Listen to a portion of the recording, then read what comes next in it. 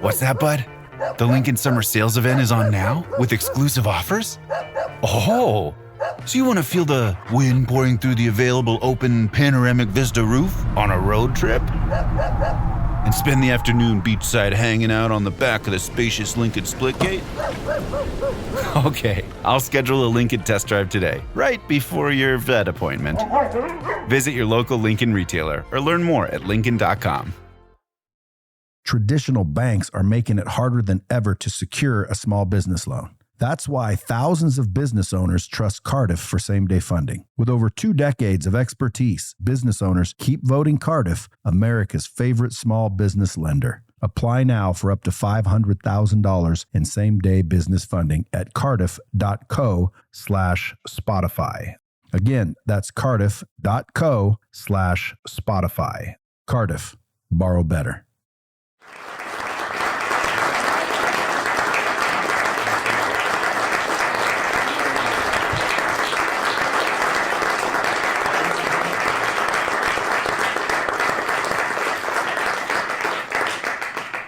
Can I just say, I expect this every meeting.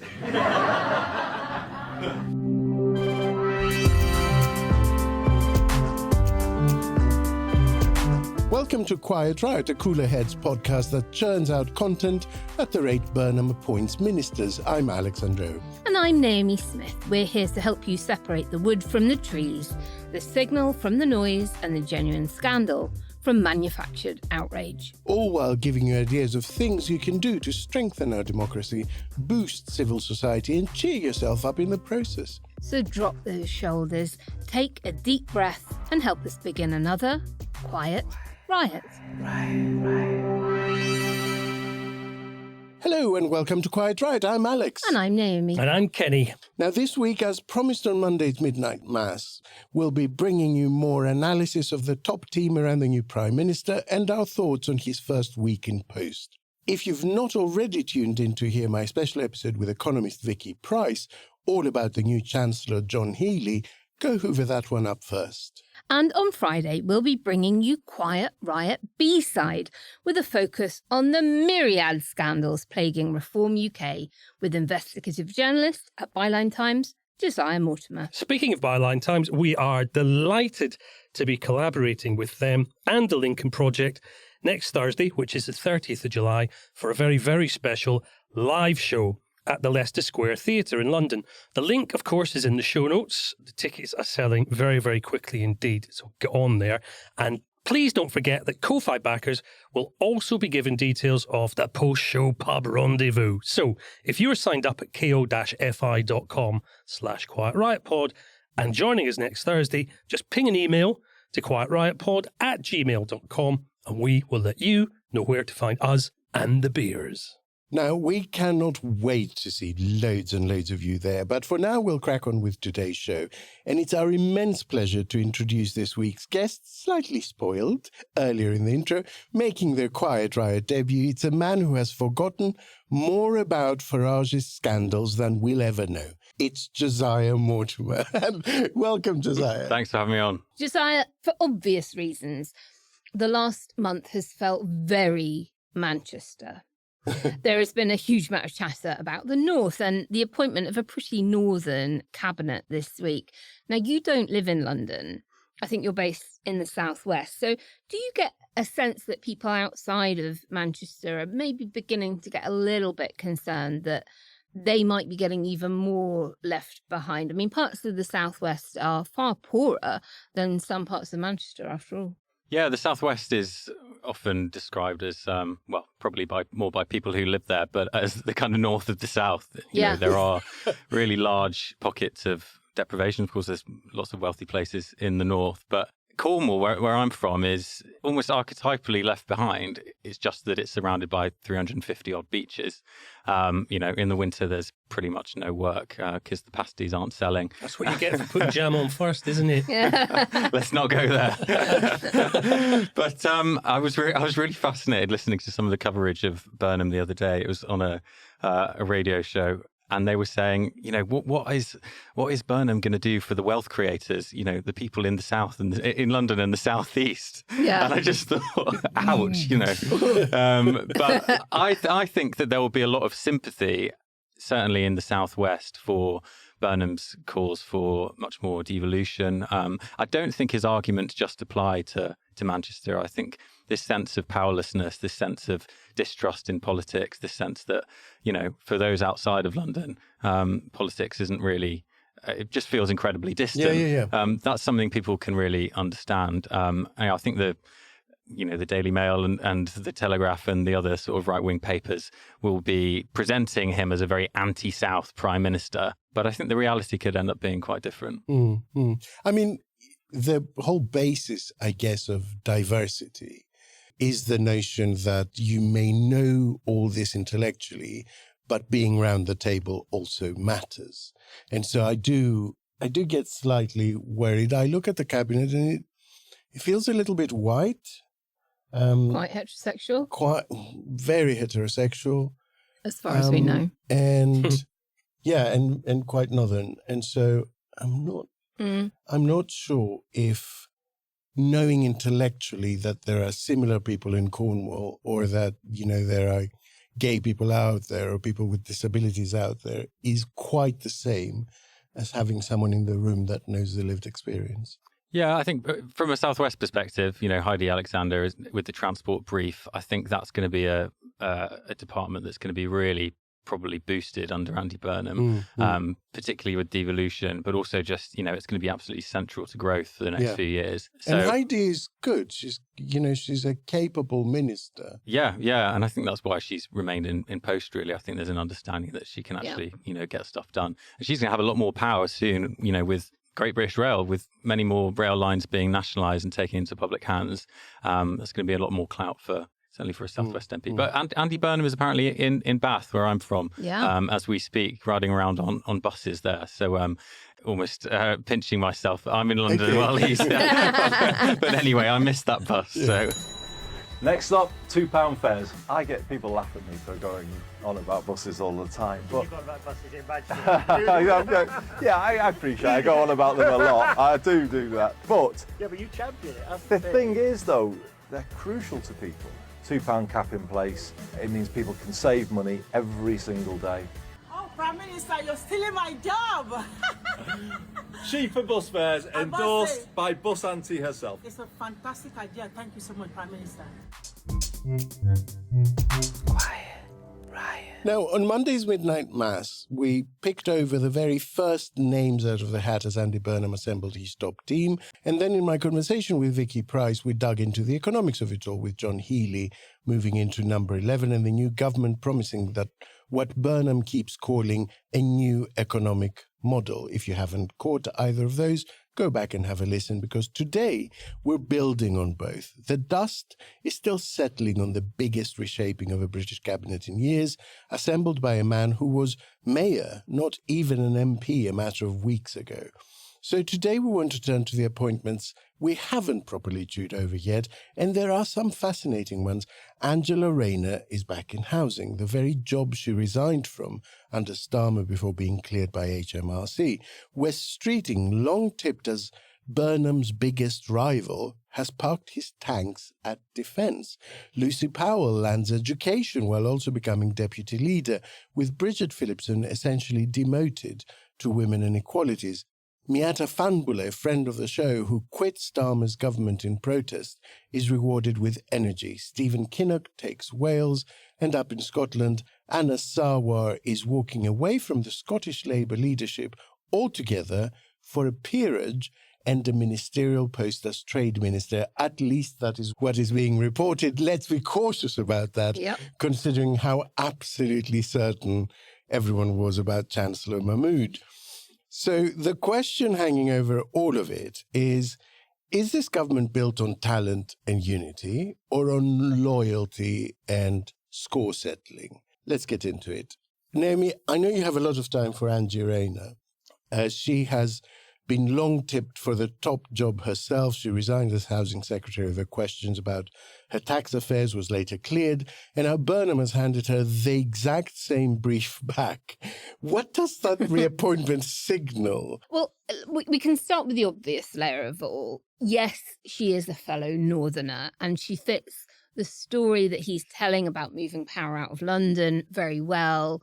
Remember, she is perceived as being very authentically working class, definitely a soft left voice that the membership adore. And remember, Burnham has just won running against Starmer from roughly that position within the party, that kind of soft left base. So he can't afford to become the thing he replaced in week one. So I think putting Rayner back in the room is how he will keep the left of the PLP, the unions, and the left-leaning members on side while he does harder, edged things elsewhere. Do you think he sits a little to the right of her then, politically? I would say so. I guess her appointment is a bit like a peace treaty with his own base. And there is this rehabilitation story that you've talked about that I think everybody's underrating. This is the brief that she resigned from over her tax affairs and then was cleared by HMRC. So bringing her back into that same office, Burnham is saying very pointedly that the propriety policing culture that defenestrated her under Starmer is over. Lou Hague, similarly, somebody who was out the second she was perceived to have made a misstep, back and then some. And we'll get onto that in a bit. So I think the signal to the whole party is about what kind of leader he intends to be. The affair over her taxes did not just cost her MHCLG, right? She was DPM and deputy leader. And now she is only departmental secretary. And the deputy leadership, of course, gone to Lucy Powell, and effectively that role of DPM to Lou Hague as first secretary of state. So a return to housing is a partial comeback. And it's a comeback, I think, that comes with the sting in the tail. And that is housing targets, right? So that 1.5 million homes ambition was already slipping. Planning is glacial, construction capacity is thin, and interest rates, of course, are not helping. And although inflation figures this week have been good, they are forecast to return to something worse, and therefore probably interest rate hikes coming with that. So if the housing target gets missed, and it probably will be, it is now Angela Rayner who will own that failure, or certainly be perceived to be. So Burnham has kind of simultaneously flattered his most dangerous potential rival, but tied her to an outcome she might not deliver. Counterbalance to that, he is talking much more about council house building program, which could boost those numbers significantly. And if you go from sort of starting builds, then, and he's serious about that council house building program, we could very well get to the end of 3 years and find that there is that number of houses. I should think the council house starts will go up dramatically. At the very least. What do you think, Josiah? Like the whole, the general shape of it, what impression does it give you? Like if you consider it a Monet and move way, way back, what's the picture you're getting? Well, I think Angela Rayner will be delighted to have some wind in her sails for the sort of council house building push that, she's been calling for a very long time. And indeed, in sort of speeches after her resignation, she was saying that, that was one of her top priorities when she was sort of hinting at a potential leadership bid. So I think that will be something she's, really keen on. In terms of the numbers, I think actually in some ways it will be harder to hit that 1.5 million target through with a mass council house building program, in part because the budgets for that, obviously, some of that would have been going to private developers who would have been kind of match funding some of that, or doing it off their own bat. And if more of that money is pumped into councils doing it themselves, and it's sort of got much more of an upfront cost for the state. They could tinker with the way councils are allowed to borrow money for capital expenditure. That could free up a lot of money, because property is such a safe investment for a council. They should have a big property portfolio, arguably. They could. And also, I think one thing that people hadn't really noticed was happening under Starmer is that the sort of rules on right to buy, the sell-off of council housing, were actually getting much stricter. Mm-hmm. And that's actually still going through some of that legislation. So there will be effective bans on selling council homes in rural areas. There'll be I think a 35-year delay after new build council homes are built before they're allowed to be sold off. So that will have some impact, not increasing the numbers, but at least stopping some of those social housing figures dropping away. Kenny, West Streeting was seen as Burnham's main rival, although turned out couldn't count. Now he's ended up at Defence. Is that a reward? Is it a punishment? Is it a sideline, or is it a genuine fit? And do you think that relationship can hold for a full term? Well, let's take them one at a time. Is it a reward? Well, yes, of course it's a reward. There's no surprise there. You have to do something with Streeting. But that comes with an addendum, I think. Sort of because, like Naomi said about Angela Rayner's appointment, I think there is a sting or two in the tail, which I'll come back to in a second. Is it sidelining? See, I like that one. Because also, yes, it is sidelining and it is containment up to a point because it keeps him inside the Burnham tent with the Burnham project for now. But, let's not forget that not long ago, Streeting did fancy himself as PM. And in the last few days, he's been passed over as Chancellor, Home Secretary, Foreign Secretary, the big positions gone. And here's the thing. I think that Streeting is in a bit of a bind with Defence now, no matter how good he is. Because if he doesn't get the funding that Defence needs, well, he's toast one way or another, isn't he? If he does get the required funding, well, you can bet your bottom dollar that John Healey is going to be taking a whole heap of the credit for that as well. So I think there's a risk of a little bit of lose-lose there with West Streeting's position, which is either unfortunate coincidence or a really canny bit of planning by Team Burnham. It's presentational, isn't it? It could also be a win-win. It could be. West Streeting could be in a position in 3 years' time of saying, I've gone to one of the most difficult departments, health, and delivered on the numbers. I've gone to another really difficult department, Defence, and delivered on the numbers. And, he's strengthening this notion that he's a person that delivers. Well, he gets on top of his reef, sorry. And there's another one. This is the candidate who was going to run on and rejoin the EU platform. Now, Defence is the window of opportunity to really push that forward. It is something that Europe is very happy to talk to us about, whereas they're less happy to talk to us about cherry picking on other industries. So it could also be a win for him in that regard. If he can kind of get us into a kind of single market on defence with the EU, then that opens up for something much more. There's a lot of hurdles between now and success, I think, for him right now. But he's a very able operator, whether you like him or not. And, let's see what he's made of.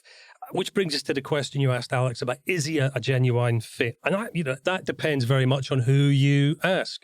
The former head of the army, Lord Dannett, said that Streeting knows, and I quote, pretty much the square root of nothing about defence, which is hardly the most glowing of references. Yeah, but he's a prick, to be honest. Well, let me caveat that. He pops up and says the most incendiary things. He's not the only one saying it, though, of course, is he? I think it's important to note the defence secretaries don't personally need to be able to invade Belgium after breakfast. That's not the job. They need to represent the armed forces in cabinet. They need to negotiate with allies, and he needs to win money from the treasury.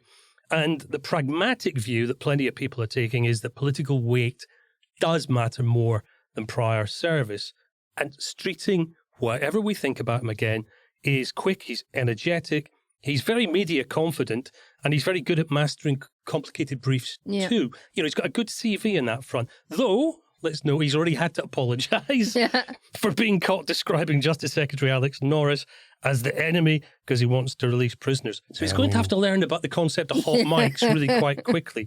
So I think for Streeting, it's a tricky wicket, if not necessarily a sticky wicket. And then there's a question about, can the relationship with Burnham go the full term? Yeah, who knows? Let's see how Burnham himself does over the next 2 years. There's a lot of front pages to go between now and the next general election. If everything starts to fall apart for Burnham, who knows? Streeting does have a lot of brand building to do, but Burnham had a lot of brand building to do back at the time of his first leadership bid and his second leadership bid too. So there's his kind of failed one last summer. Oh yeah, I'd forgotten about that one. So he's not going to go away, Streeting. He's a very ambitious man. He's a very able man, and he's a very Marmite man as well. So who knows? Well, he is Marmite, and Alex, you're not really his biggest fan. I think it's probably fair to say. But no, I thought he had a good life story behind him, but over the last 2 years, I thought the way he's behaved in government and comported himself and towards the trans community. Yeah, I just think he. There was an opportunity there for him to be something different to what he became. But I think there is something in the criticism that he is receiving that has really annoyed you, generals aside. Let's have a listen. Chris Bryant, Northern Ireland, and West Streeting, speak of the devil. Surprise, actually. As the new Defence Secretary. Which regiment did you serve in, Wes? Yeah, but I say that simply because there has been to some extent. Where's the money coming from for the VAT cut, Angela Rayner? That was Ian Watson of the BBC shouting at Streeting as he walked down Downing Street. What regiment did you serve in, Wes? Well, the same regiment, I guess, Michael Fallon and Gavin Williamson and Grant Shapps served in, right? None. Considering that the whole of social media at the moment is basically poisoned with homophobic memes about Dan Jarvis having been a real man and, Wes Streeting taking his position and not really being a real man, and how can he be Secretary of Defense? I would have thought that my license fee would have gone not to someone shouting, what regiment did you serve in? I'm disappointed by that aspect of it because I thought as a country we were over that nonsense. But it is directly infected from the whole Pete Hegseth MAGA movement over there that it's now beginning to be okay again to question a man's manliness on the basis of, the fact that they like men. And I just don't get how we got there. Counterbalance to what you were saying, Kenny, a very, very respected defense correspondent, Robert Fox, actually said there may be an advantage to someone not from a military background being Secretary of State for Defense, because they know what they don't know. So they tend to take advice from the generals. They see themselves as the political arm of the armed forces, rather than someone who feels they can command the generals directly because they understand the military better. So there are certainly two sides to this debate. And, Wes Streeting, even though I don't personally like him very much at the moment, has shown himself able to deliver on targets, which is surely the number one thing you should want from someone in government. Quiet Riot. Quiet Riot. Lou Haig, now arguably the most powerful woman in the country after perhaps Claudia Winkleman and Nigella Lawson. This week, the right-wing press have been very keen to resurrect decade-old stories about phone fraud. Do you think that'll cut through beyond GB News audiences? No, I think it's nonsense. Of course it is. But look, I hope it's nonsense. What I would say is this. In the position she's been put in, she actually has the power to really punish media organizations that go after her. So I'd be a little bit careful, lest the Mail starts getting things that are embargoed until 10 p.m. at 10 p.m., which the government is perfectly at liberty to do, by the way, because all of that moves from the Cabinet Office. It has a massive press office. It's the main press agent of the government. I would imagine that will begin to ease off. That's just the feeling in my bones. But let's see how stupid they are. It was always a nothing thing. It's sort of 2 decades ago. She had a BlackBerry from work.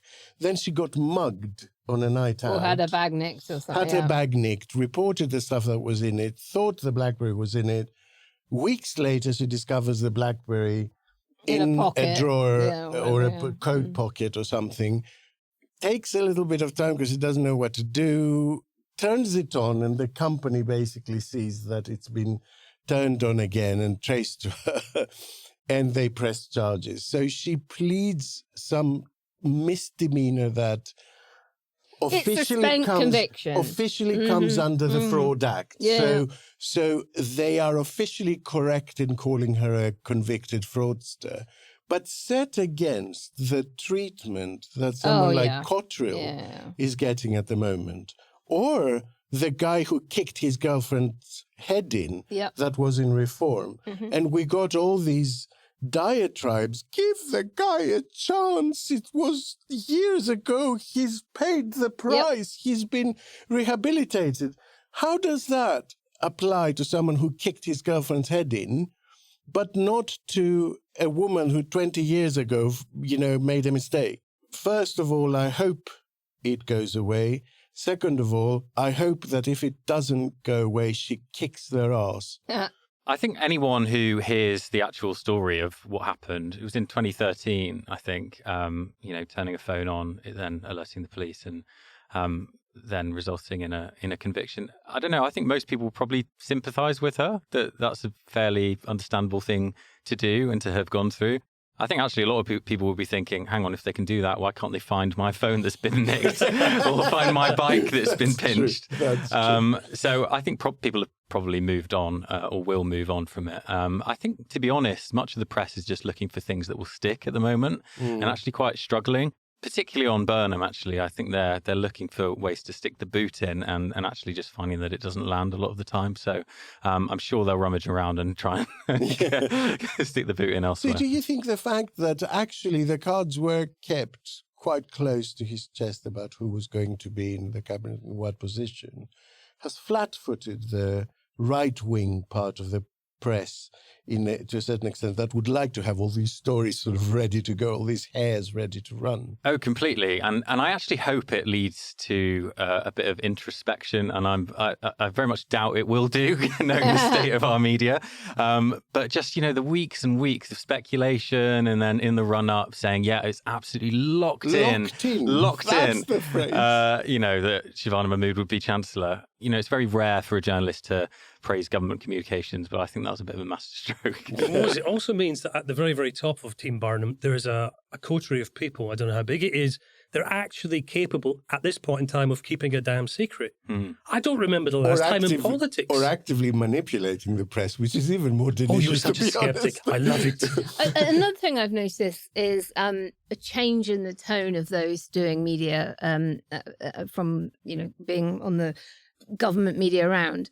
When they are asked questions by journalists about their own side being critical. So earlier in the week, Darren Jones, who obviously was sacked from his position, did a bit of a probably shouldn't have done it tweet about something being unfunded and blah, blah. I won't go into detail of it, but every journalist went for everyone doing broadcast rounds. And all of them said, I'm not going to say anything bad about a colleague. And they just would not be drawn into saying anything negative about a colleague who had said something really negative about the government, right? And I was like, that is coming from Andy. And both Sky and BBC, their pinned post on the live blog was Darren saying there was no funding in place for the idea. And it felt strange. Quiet Riot. Josiah, Miatta Fahnbulleh, she resigned from Starmer's government in protest and has been rewarded with Energy, one of several Burnham loyalists that could be seen as moving up. Let's have a listen to her on the Cathy Newman show.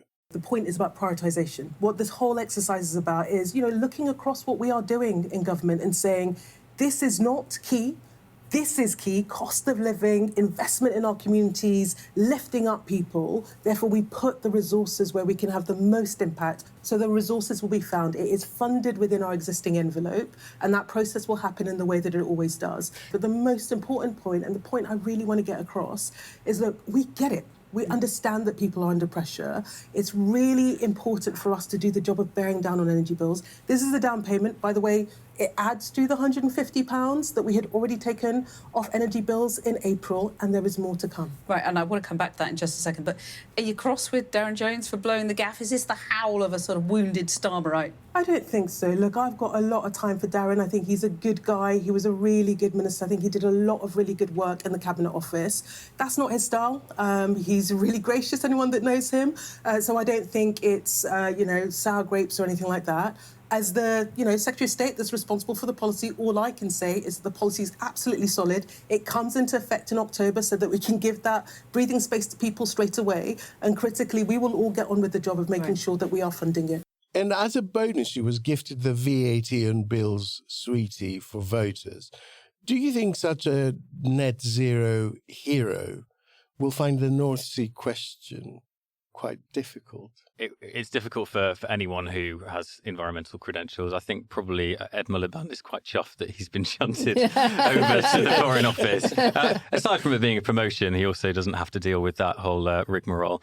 Andy Burnham was very clear when he formed his government, and I'm sure when he was appointing cabinet ministers as well, the direction of travel is one that he's kind of setting. And I'm sure if he wants to drill in the North Sea, despite, considerable, understandable anger from environmental groups, no doubt, that he will manage to get it through, including through Miatta Fahnbulleh. But I think it will also be seen, I know the renewable sector is pretty gutted, actually, that Ed Miliband's gone. So she does have quite big boots to fill in DESNZ.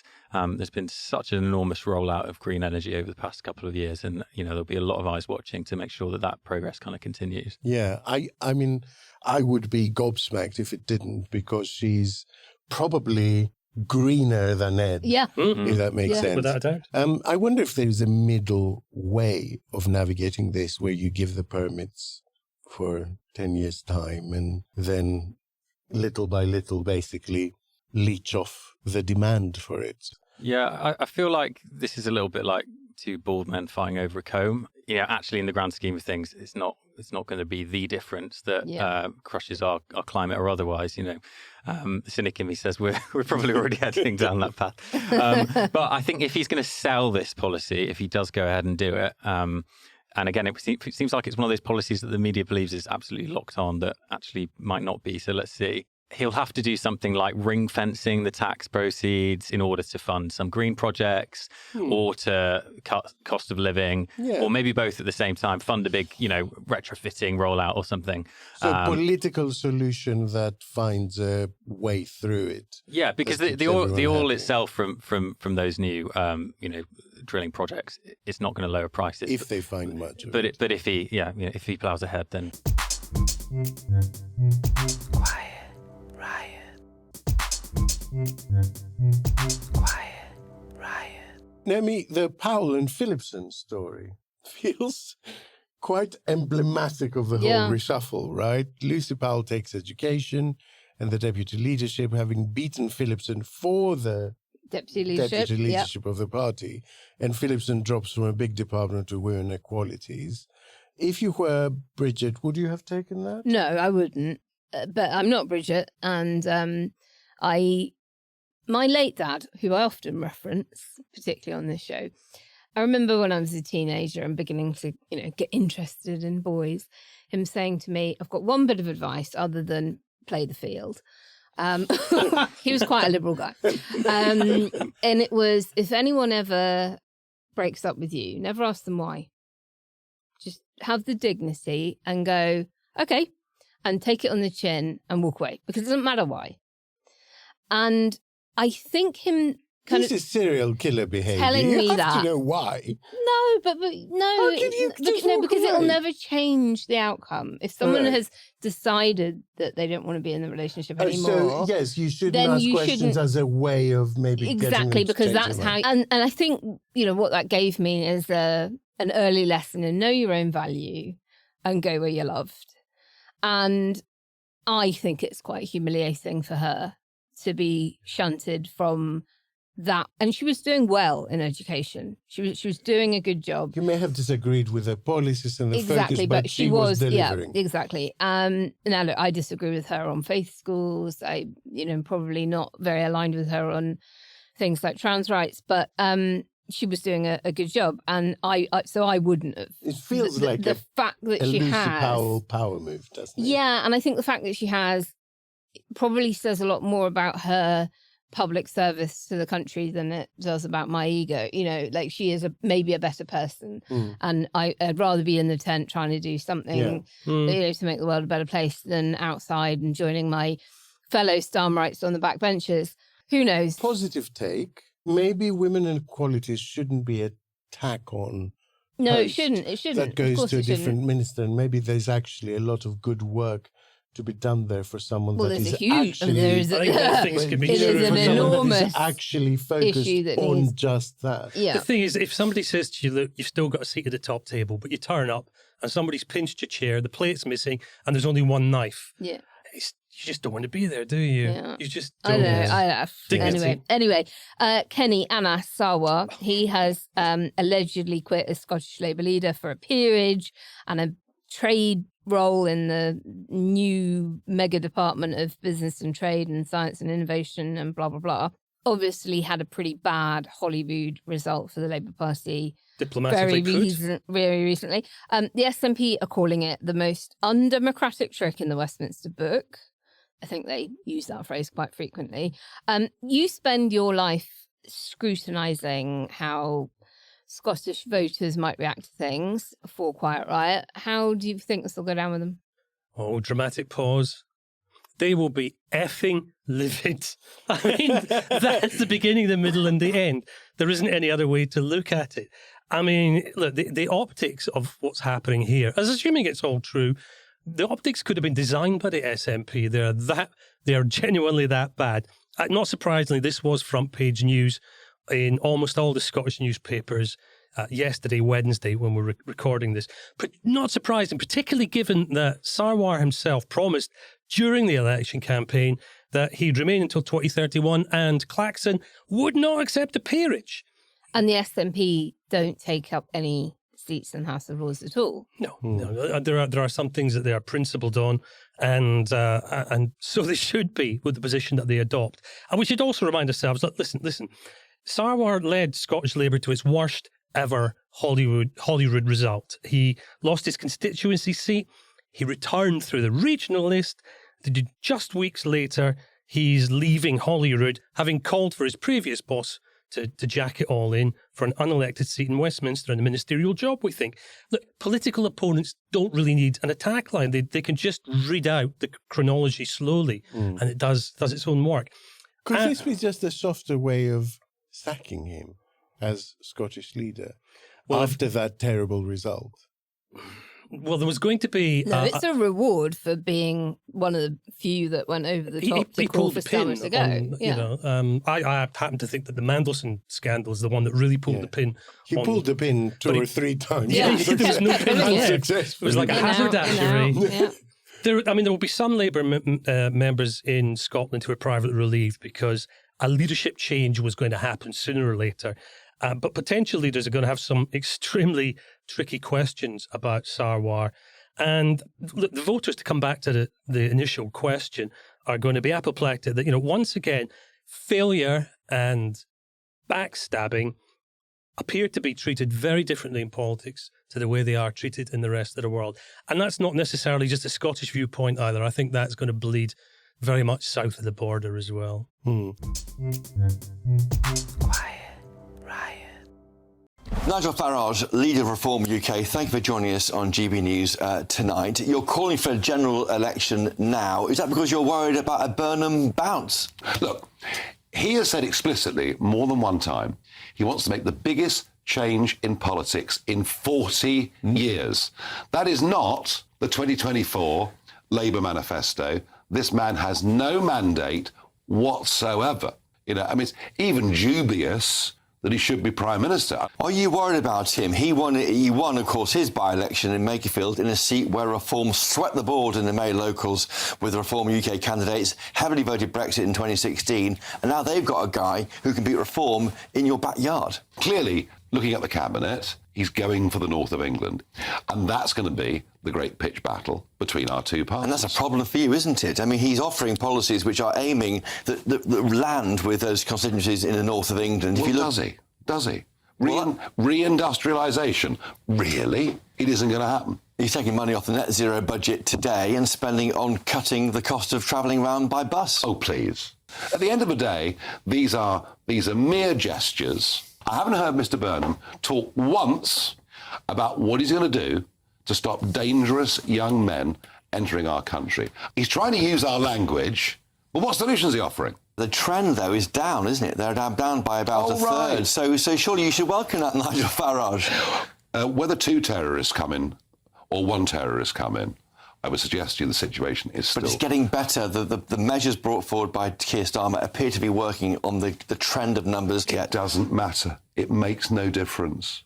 Josiah, bringing it round to your patch, as it were, does a louder, more populist-sounding Labour government under Burnham, how does Reform and the right wing react to that? I honestly think they don't know how to react at the moment. I think they're still working out their attack lines. And I think if you look at some of the headlines in recent days focusing on Burnham's eyelashes as sort of the main issue they with are bloody good Prime eyelashes. Minister. Yeah, I mean, come on, what way to criticise him to point to his most Again, though, it's like an feature. unmanliness thing, isn't it? Yeah, I'm sure there is some of that at play as well. It really annoys me. It definitely is Yeah, but the thing, Burnham's had his eyelashes since he's had his legs. It's not like his eyelashes are a huge surprise to us. I remember it was the first thing I recall about the man back in the noughties. Is like they're less noticeable now, if anything. It's the Streisand effect. I think they are pointing to the thing that actually quite a lot of voters will like. Hopefully, Burnham will hope that they like his policies. Josiah. Apologies. But I think, Reform are already struggling. They're really struggling with the fact that their leader is forcing a by-election of his own making, and his nearest competitor is a man with a bin on his head, as well as all the financial scandals. And now, the latest polls, although, take every poll with a pinch of salt, but they do seem to be narrowing. And I think going in with these sort of big bang policies that Burnham has been doing on, cutting bus fares, cutting energy bills, exactly as you'd expect and exactly, what he had planned to do, that is setting the mood music, I think. And I think a lot of his opposition is scrambling, to be honest. Have we, Alex, got a call to action in the midst of all this craziness? Yes. So these first couple of months of an administration is the period when a government is most open and has the least entrenched views about policies because they haven't worked on them for months. So it's the perfect time to respond to consultations. I can't say this enough. There are over 90 currently open on all sorts of topics, from big specialist topics like the reform of judicial review as a way of blocking big infrastructure projects, or reform of wedding law, to ones where everyone might have a view, like a tax on plastic packaging and the regulation of fireworks. So we will put a link to all the open consultations in our show notes. You can sort them by topic, find something that you either have expertise in or feel strongly about, and make your views known. Become a participant in our democracy. Can I just say on that, I submitted to a consultation the other day. I try not to get too involved in politics. Which one? It was a consultation on a new zebra crossing nearby. Cool. I thought, I actually think that'd be quite good. Submitted it. I got an email back from the council the other day. There were 3 submissions in favour, 2 against, and they saw that as a resounding victory. Amazing. And they're pushing ahead with it. Now, I'm not going to say it was me that was the deciding factor, but I like to think, there's some active travel measures that are now happening. There you go, listeners. It works. It does make a difference. It works. And by the way, don't worry, we haven't forgot all about the Scottish Secretary appointment, Northern Ireland Secretary appointment, Welsh Secretary appointment, but we will cover them in our respective Wales special, Scotland special, and Northern Ireland special that are coming up, because we would like to be talking to the people who understand the impact of those appointments in those Yeah, but can I just say, having a gay ordained Anglican in Northern Ireland office is genuinely quite funny. Quiet Riot. Now it's that time of the week when Alex breaststrokes across the Atlantic to discover the stories leading their news bulletins that we are mercifully spared. It's time, of course, for God, Less America. Hail to America and liberty. Hail the story and the glory of democracy. Alex, what have you got for us today? So a White House teleprompter operator is being investigated over allegedly making nearly $100,000 by placing bets on words the president would use during major public addresses. So the trades were made on a prediction markets platform where users can bet on pretty much any real-world event. The firm confirmed it reported the activity to the Commodity Futures Trading Commission, which regulates the platform, after its analysts noticed unusual betting on mention markets. So maybe making a bet that the president would say Azerbaijan or Asedem, well, let's see how we say that, Asedem Mimo Dem, was pushing the envelope a bit too far. Now, this caused Caroline Leavitt to have to say the following words with a straight face. This White House has extremely strict ethical standards about people making personal profit. So I looked at that and I thought, what is the problem here? Then I read that the man in question had worked at the White House since the Obama administration and had been named as Gabriel Perez. And I thought, I see now what the problem may have been. We don't want that kind of person making money. But this story has a coda, like so many of these stories do. It always feels very satisfying to connect the dots and feel like one has a window into Trump's mind, because it has been recently exposed that around the same time this was discovered, a few weeks ago, the Trump Media and Technology Group, which the president assures us has nothing to do with him anymore, started selling faster access to Trump's truth posts, which often move markets to Wall Street traders for as much as $100,000 a month. Wow. And sure enough, last Thursday, quite literally at the same time as the teleprompter story was raging, TMTG unveiled a paid-for licensed data feed called Truth API to provide banks and trading firms faster access to posts from the 10 most influential Truth Social accounts. Like anyone gives a shit about the other 9. And there is no doubt in my mind that the way this went was the teleprompter story gave Trump the idea that if anyone's going to make money, it's going to be me. Yeah. Early access to my words can be profitable. Why am I not making that profit?